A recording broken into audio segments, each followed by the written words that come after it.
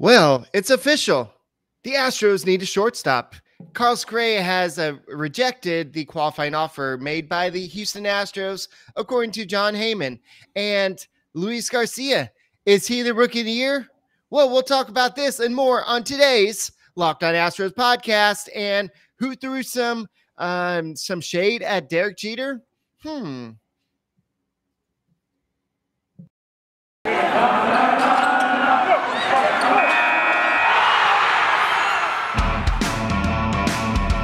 Welcome to Locked On Astros, your daily Astros podcast. Here are your hosts, Eric the Man Huysman and Brett H-Town Wheelhouse Chancey.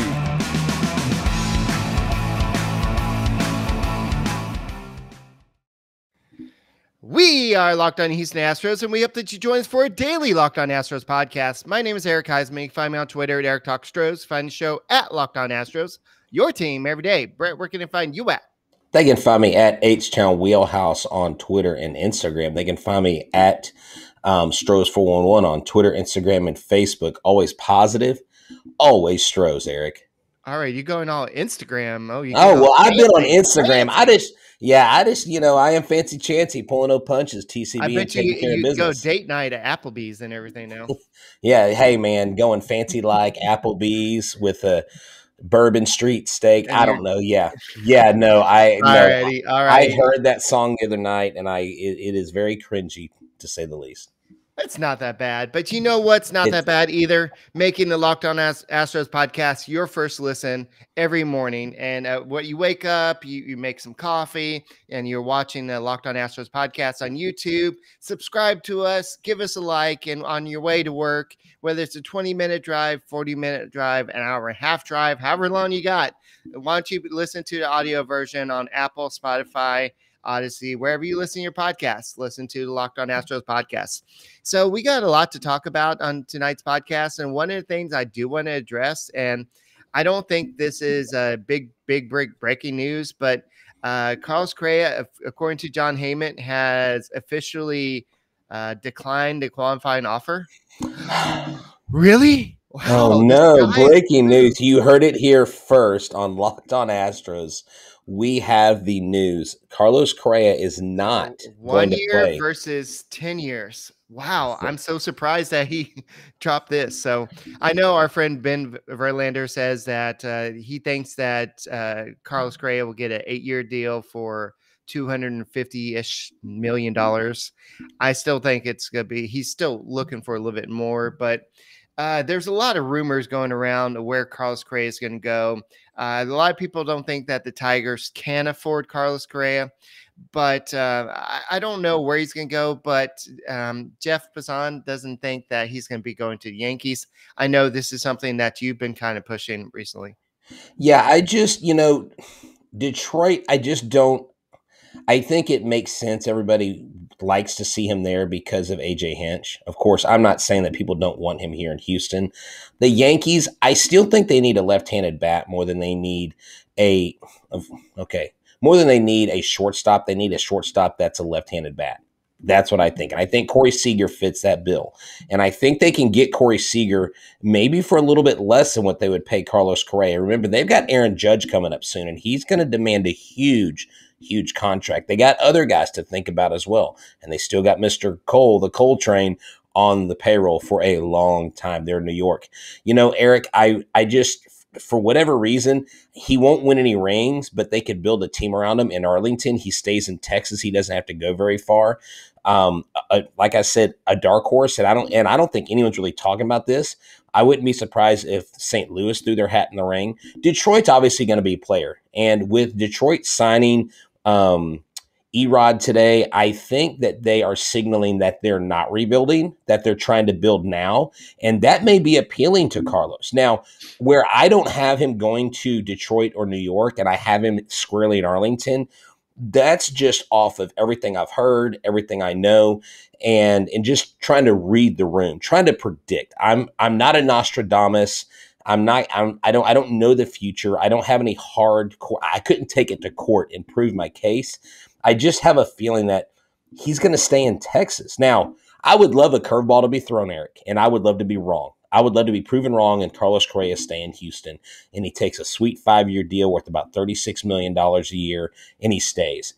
I just think that's unlikely right now. Arlington, my dark horse is St. Louis. My third stop would be Detroit, but I just don't see him going to Detroit, Eric. Alrighty. So speaking of Carlos Correa, he went on the, if I butcher this, I apologize, but the Mi Guston Los Deportes podcast on November 11th. You're brave. And he actually said that Derek Jeter came up, and Correa addressed Jeter's defense, noting that Derek Jeter didn't deserve any of the Golden Gloves he won. What? Hold up. He said that? Didn't deserve any of the Golden Gloves he won per Hector Gomez. Wow. Okay. When you said that I hadn't read that far in our notes. Dude, okay, Carlos Correa is like swinging a big stick right now. So he's like, wow. He's saying, okay, Yankees fans, you think you hate me now with all this? Let me just throw some fuel on the fire. I don't want to play in New York, so let me just, Brian Cashman, you want me as your shortstop? I don't want to play there. Wow, that's major shade. Like when you said throwing shade at Jeter, I was like, who is? Oh my God, that's huge. Now, let's be honest here. Who is a better defensive shortstop? Carlos Correa or Derek Jeter? I think Carlos Correa hands down. But for Carlos Correa to come out and say that against Mr. October in New York, one of the Yankees' most popular players in the last 30 years, Hall of Famer, this guy, all these Gold Gloves, he's now part of the ownership group. That's huge, man. Like some people had him maybe looking at, Florida going to the Marlins. He ain't going there now. So, but here's what I do like about Carlos is a leopard never changes its spots. Carlos isn't going to acquiesce or be weakened or not have an opinion because he's afraid of offending somebody. Right. He clearly thinks what he thinks, and that is what may play in his favor. Some Yankees fans may respect that, but there's something I want to share with you, and you have to go look for it later on the Michael Kay show. They were running like callers, calling in from New York saying why they would hate to have Carlos Correa. He's a cheater. He's this, he's that. And they were like, look, we're not saying that we don't blame the Astros for cheating, but they were like, the Yankees didn't lose at 2017 ALCS because of the cheating. They scored 1 run in the last 2 games of that series. That's why they lost the series. And so you've got a lot of Yankees fans that are in inner turmoil. Do we accept Carlos? Do we reject him? I mean, he's such a great player. He's hard to hate if he's in pinstripes. Hey, guys, if you don't follow Archbishop Duchess on Twitter, you need to follow him. But he had a great tweet about this today. He said, I'm going to clean it up a little bit, but Yankees fans during the season, Carlos Correa is a cheater and deserves to be banned from baseball. Yankees fans when Carlos Correa becomes a free agent. Carlos Correa is right. Derek Jeter ain't crap. Hey, you know what?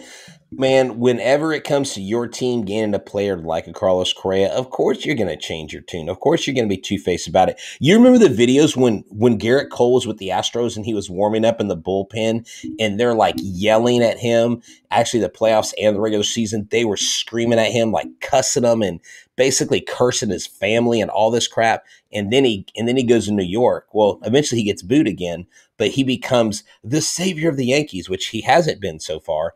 But yeah, I guess every fan base, you have that villain, you have that guy you love to root against, but you would love to have him on your team. Now, I just hope that this is all true. It came out in Barstool Sports. I saw it in Sports Illustrated. So if I'm running with this and it's then all those guys are I'll just blame it on them. But so anyway, let's go and move away from Carlos Correa. Yeah, definitely. I don't want to spend all this topic on that, but you know what? I would bet on James Click has ace up his sleeve. So speaking of betting, who should they go to for betting advice?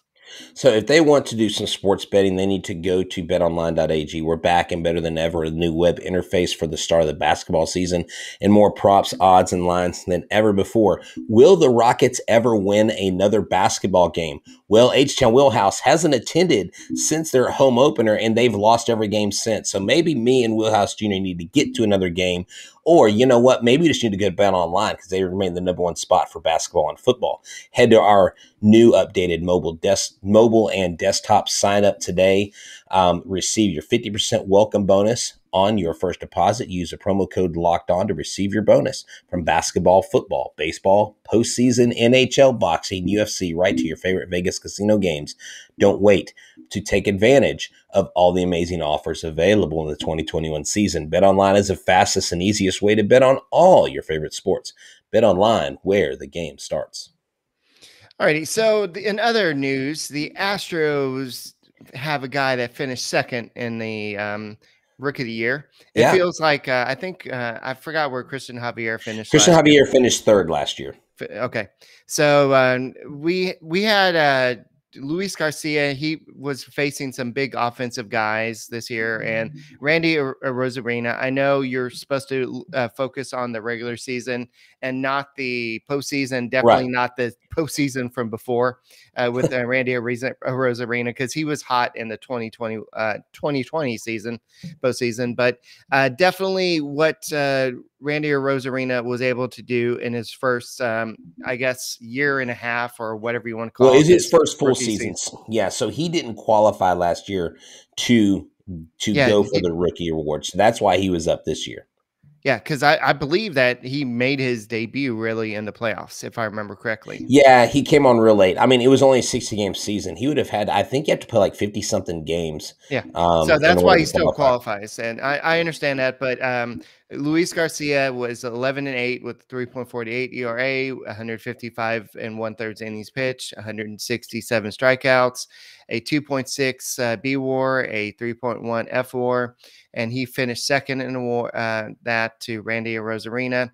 He got 2 first place votes. No, it wasn't from two of the Astros beat writers. Really? Yeah, and he got 15 second place votes. He finished 61 points behind Randy Rosarina.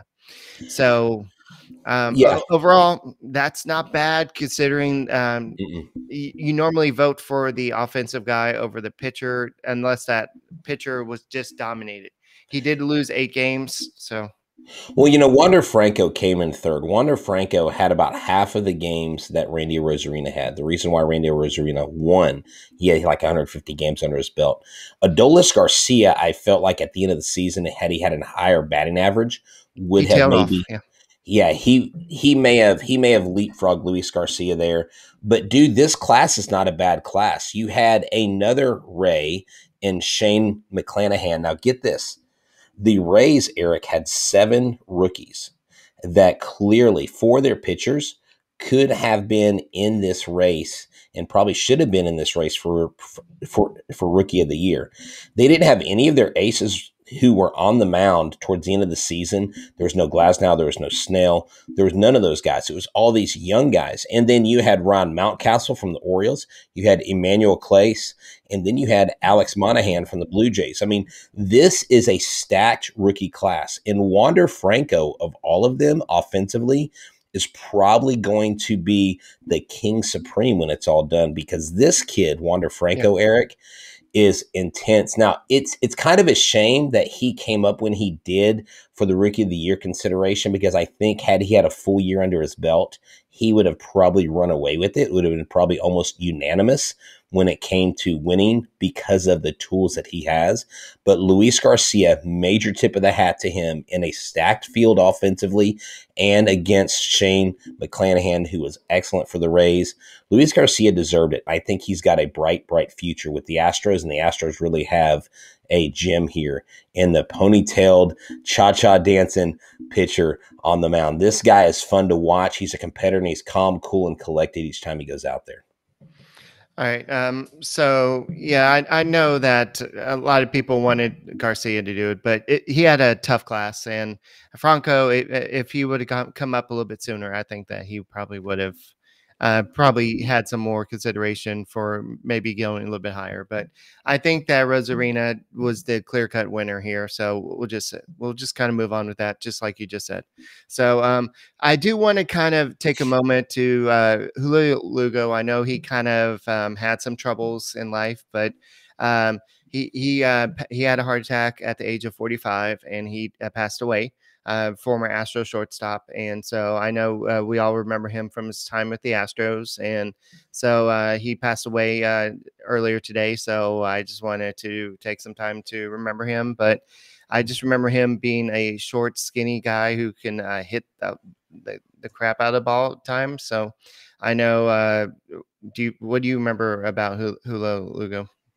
I mean, he was a decent infielder. Didn't you say? Didn't he have some off the field issues where they basically didn't they fire this guy? Yeah, I mean, yeah, that's what I said. I know he yeah, had some issues, but I'm sorry that he passed, but I really don't have much to say about Julio Lugo. Okay. Alrighty. So, but still, it's a sad moment that when anybody dies. But moving on to the next, the topic is Eduardo Rodriguez. I know you kind of mentioned it earlier. He gets a 5-year deal for at least $77 million, as Jeff Passan and John Heyman said. He gets to opt out after 2 years. After year 2, I guess. So this is a guy that had a 4.16 ERA. A 3.32 FIP last year. So he finished 6th in the Cy Young voting in 2019. So if he can get that much, I mean, I know that doesn't seem like a lot when you think about it, but if he can get that much, how much do you think Justin Verlander could get on open market? And there's been a lot of rumors going out there that, especially Jeff Passan went on ESPN today and said that he thinks that Justin Verlander was signed this week, and he thinks that the team he was signed with is possibly the Yankees, or he kind of hinted that it would be the Yankees. Yeah, well, so I actually saw him run that same line with Jake from the Talking Baseball with the John Boy Media crew, is where he mentioned it. But Eduardo Rodriguez, this is a really good get. Like you said, 5 years, $77 million. He's 28 years old. He had rejected the $18.4 million qualifying offer. Even though he had a 4.77 ERA in 2021, he basically finished the season strong with a 3.26 ERA in his final 12 appearances. In the postseason, Eric, he had 12 2/3 innings, including a 6-inning, 3-run game win in Game 3 of the ALCS. And so he definitely, this is a guy who developed myocarditis following his COVID-19 infection. So he overcame a lot. He won 19 games. And this is a great get for the Tigers. Now, what this signals, I think, to the rest of the league is, hey, we're the Tigers. We're not going anywhere. We're not rebuilding. We're trying to get a winner now. So does that open the door? Go back to our conversation with Correa. Does that signal to someone like a Correa or a Story or a Seager, someone looking to move and sign with the team? Hey, the future is now for the Tigers. So maybe this draws in some big names for them, to team up with Akil Baddoo and all these other young players, Torkelson, who basically has a ton of upside. And he joins a pretty decent pitching staff for the Tigers. Yeah.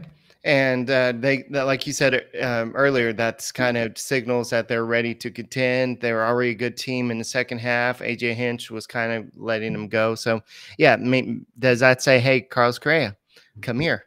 We could be a great team. All we need is a star shortstop. So we'll see what happens. But going back to Yankees, do they really need Justin Verlander? How good would the Yankees be? I know Verlander is, 39 at this time?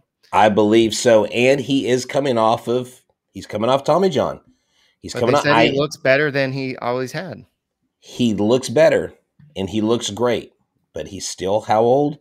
And I'm just saying, I think the market is big for Justin Verlander. He's not going to get $33 million a year. There's absolutely no way he gets that much. Okay. I think he could maybe get 22 to 24. I don't know what Spotrac says his AAV value is or his market value is, but Justin Verlander, I think, could most likely land in Houston first. I think he could possibly, I don't know if he would go to LA. I don't know if LA could pay him. But the Tigers, something I wanted to mention, they missed out on getting a compensation round B pick because they signed Eduardo Rodriguez. So they actually lost an early round draft pick they lost a compensation pick because they signed him. So, I mean, they're definitely looking at getting someone in. Does JV go back to Detroit? Does he want to finish? I mean, he loves that city. He fits there. I know they got Rodriguez, but do they sign him? And if they sign him, do they go after someone who's maybe a little bit lower in, like a Simmons or a Simeon or someone like that? Dude, there's so many things that could happen. Like you could come up with 100 different trade or sign scenarios and none of them be correct. Yeah, Verlander is currently 38, but by the time the season starts, 38. he will be 39. 39. So. And I mean, hey, look, I don't doubt that because of the workhorse that he is, because of the big body pitch, he's the old school Tom Seaver, Nolan Ryan, big body pitcher that is sturdy, durable, Roger Clemens. And so he very much has it in him to go out there and excel. I just don't know if teams are going to be full on that train and how much they're going to be willing to pay. I think the Astros make him a solid 2-year offer and go from there. Maybe they offer him 2 years, $40 million, and that's 20 per year. That's not bad. Maybe you want to get something back because you just got through paying 33 for a year he didn't even pitch. Yeah, so we'll have to see. We'll have to see what happens. But I think that there's a lot. I mean, I saw the other day that somebody said that, well, if he doesn't stay in Houston, the favorites to land him are the Yankees. So it's either, if that's the case, then it's either going to be Houston or the Yankees. So we'll see. I would hate for them to get Garrett Cole and Justin Verlander. That would be a tough 1-2 punch in the And playoffs. they still need a shortstop. They still need some more relief pitching. And I mean, they've got some holes in the outfield too. I mean, they're not. The Yankees are like 3 or 4 players away. Yankees from where fans, they they really want Correa, they want They want everybody. Verlander, they want They Matt want Correa. Olson, they want Olson, Verlander, Correa. Let's see, who else do they want? I mean, you just basically this is Yankee fans.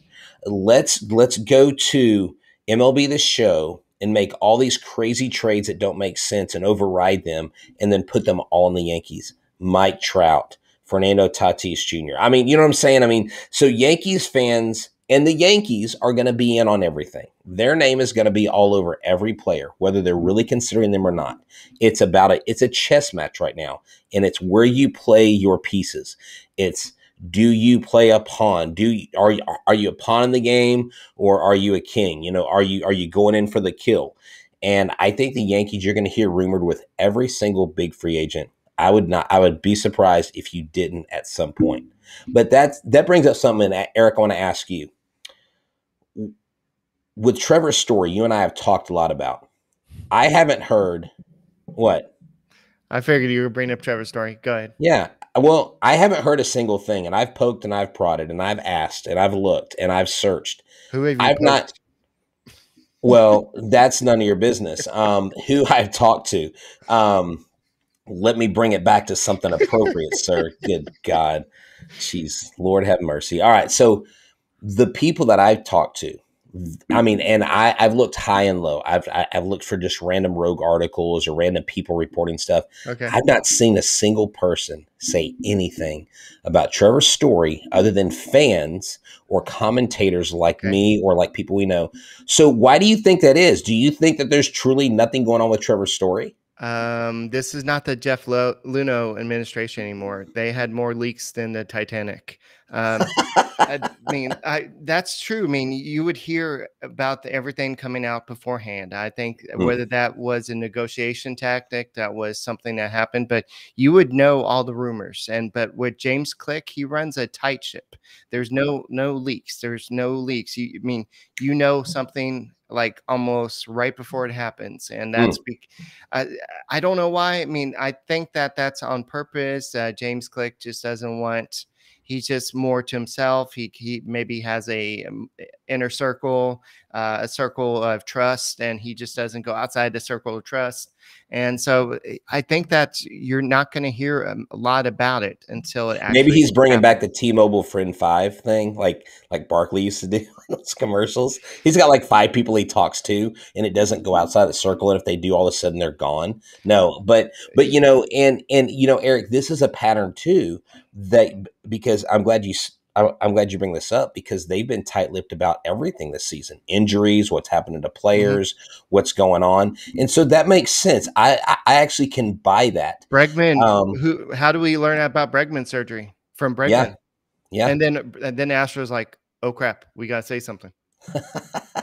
And I remember one local reporter saying out loud in a press box one day, they're just not being honest with us. Let's just face it.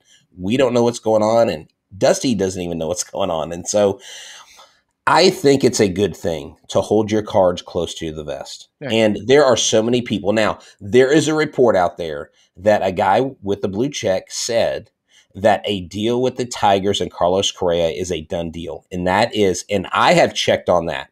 And people that I talk to tell me that is 100% false. I have a blue check. Not. You have a blue check. Yeah, I'm right. I mean, just because there's a blue check doesn't mean anything. But I looked back on some of this guy's claims and some of this other like action or things that he's tweeted, and they've all come out to not be true. And so This guy's looking for clickbait. And Carlos Correa does not have a done deal with the Tigers. He didn't have a done deal with anybody. And then you had another rumor come out. Let me just share this with you. Someone said, I was in Lubbock and my cousin ran into Carlos Correa. I saw that. Yeah. You saw that? And they asked Carlos Correa, where are you going? And he goes, well, what do you say? We're going to stay home? Yeah. Where are you going to be? And I think we're going to stay home or something like that. Yeah. I just saw it. And then everybody's like, oh my gosh, he's going to stay home. He's saying he's staying in Houston. No. What if he means Puerto Rico? What if he means I'm just going back to my house after this little convention up here, and it looked like some kind of Comic-Con or movie convention he was at. But the bottom line is this: rumors are going to fly. Don't believe everything you read on the internet, boys and girls. Wait till the big boys say it. And when the big boys say it, the John Heymans, the Ken Rosenthal's, the Eric Huysman. I mean, sorry, no, just kidding. The Eric Huysman. Well, I tell you this, John Heyman has me blocked, so y'all are going to have to @ me and screenshot his tweets because he doesn't like me. Ask where he's going. He said, I don't know. Maybe I'll stay home. That's what he said. Yeah. Oh, yeah. I mean, you could read into that. You could, if you wrote for a website, you could make a whole article on that. You could put the tweet in there. And so who knows? Yeah. All righty. So that's all we got. Carlos Correa is now officially a free agent. And so now the Astros have to go look for a shortstop. Now we're just waiting for the word for Justin Verlander. They have till the 17th, which it would be Wednesday. Justin Verlander has till Wednesday to make his decision. Does he stay on a 1-year deal, or do the Astros bring him back on a 2-year deal? Stay tuned to the Locked On Astros podcast, and we will find out coming up on Wednesday. And we'll be back. Jeremy Pena. All righty, guys. That's all we got. We'll see you on tomorrow, and go Astros.